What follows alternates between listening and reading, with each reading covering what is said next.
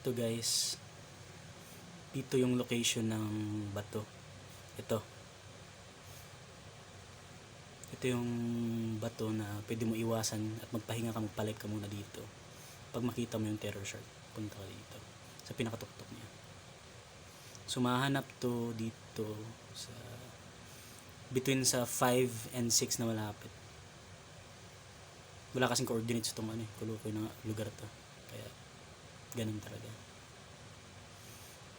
Mag-a-attract ka ng terror shark dito, dapat may ship ka, tapos tatakbo ka dito, mag-attract ka lang dito kung may lalapit. Tapos pag mamatay ka na, kasi mahinang nila lang tayo, talong ka lang dito, magpa-live ka. Hindi maaabot yung skill ng terror shark na yung pahigop-higop, basta dito ka lang sa tuktok. Hindi maaabot yan, dito ka lang sa tuktok. Nag-malfunction kung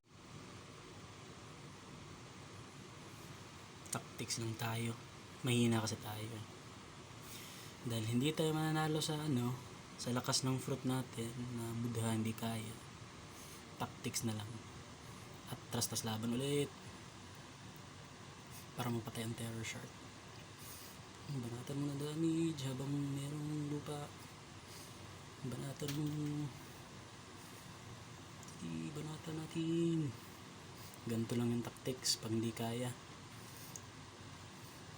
Prehistoric plant, malakas ang damage yun, basta matamaan.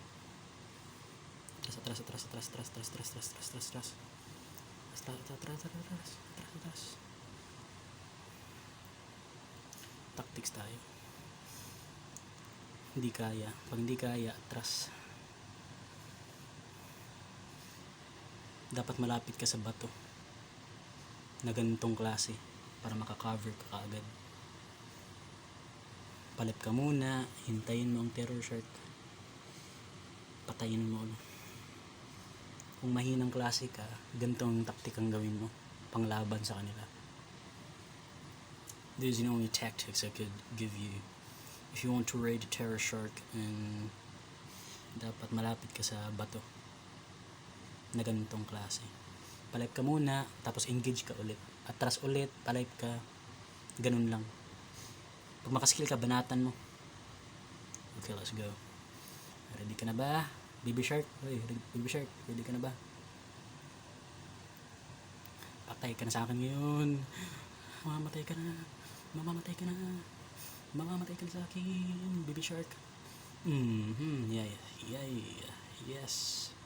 Sa wakas, after 10,000 years ng taktika, development of tactics, napatay ka na rin.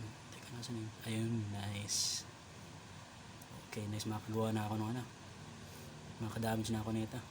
Okay, ayun lang guys, tactics ni Creme Striker 29er.